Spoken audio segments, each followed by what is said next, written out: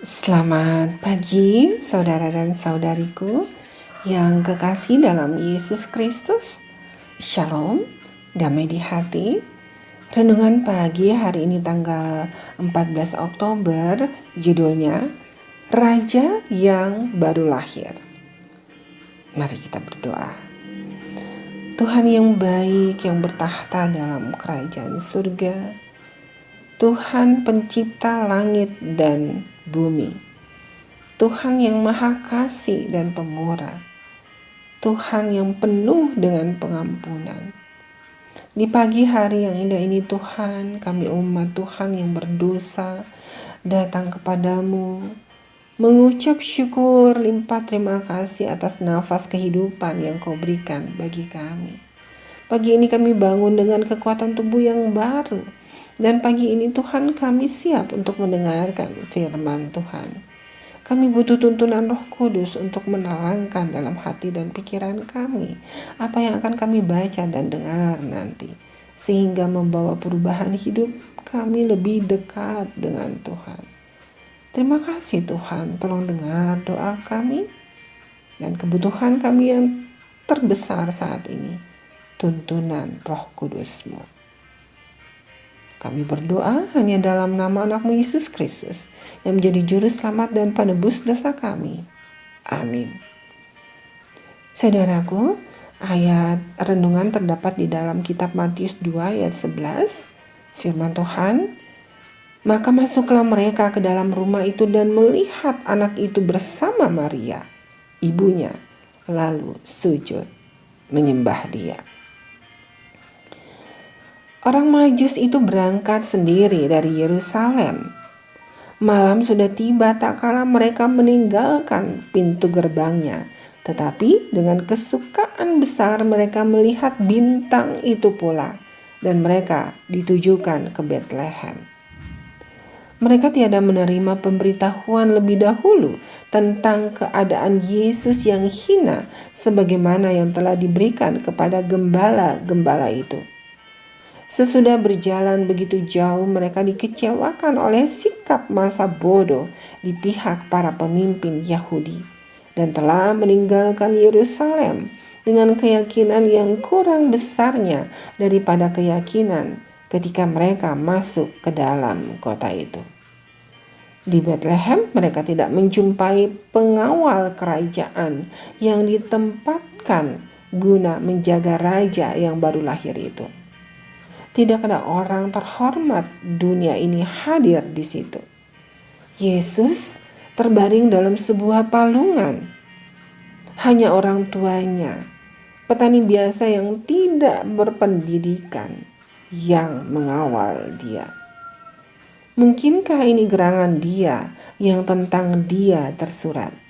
Bahwa ia harus menegakkan suku-suku Yakub dan mengembalikan orang-orang Israel, bahwa ia harus menjadi terang bagi bangsa-bangsa supaya keselamatan yang daripadaku sampai ke ujung bumi. Dalam Yesaya 49 ayat 6. Saudaraku, maka masuklah mereka ke dalam rumah itu dan melihat anak itu bersama Maria, ibunya, lalu sujud menyembah dia. Dalam penyamaran Yesus yang hina, mereka merasakan hadirat ilahi. Mereka menyerahkan hati kepadanya selaku juru selamat mereka, lalu mempersembahkan pemberian mereka, emas, kemenyan, dan mur.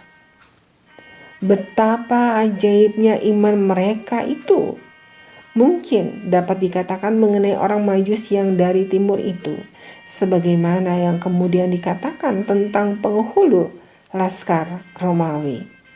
Iman sebesar ini tidak pernah aku jumpai pada seorang pun di antara orang Israel. Dalam Matius 8 ayat 10. Saudaraku, orang Majus itu belum menyelami rencana Herodes terhadap diri Yesus. Setelah maksud perjalanan mereka tercapai, Mereka bersiap-siap untuk kembali ke Yerusalem bersama hendak memberitahukan kepadanya hasil perjalanan mereka itu. Akan tetapi dalam sebuah mimpi mereka mendapat sebuah kabar ilahi yang menasihatkan supaya jangan lagi mengadakan hubungan lebih lanjut dengan dia.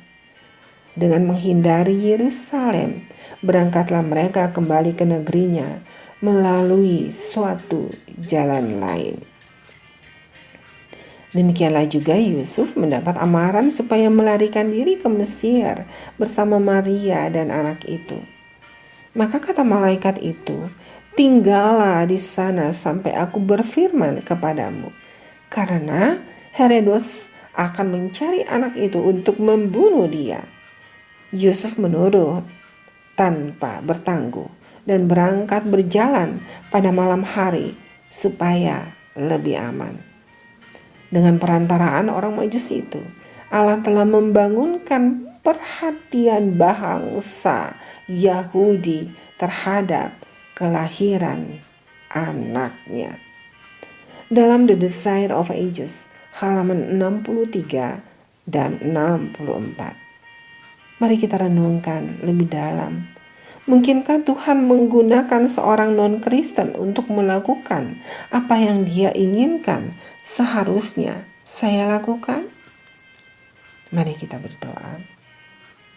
Bapa kami yang di sorga, dikuduskanlah namamu, datanglah kerajaanmu, jadilah kehendak-mu di bumi seperti di sorga. Berikanlah kami pada hari ini makanan kami yang secukupnya, dan ampunilah kami akan kesalahan kami, seperti kami juga mengampuni orang yang bersalah kepada kami. Dan janganlah membawa kami ke dalam pencobaan, tetapi lepaskanlah kami daripada yang jahat. Karena Engkaulah yang punya kerajaan, dan kuasa, dan kemuliaan, sampai selama-lamanya. Amin. Saudaraku, demikianlah renungan pagi hari ini.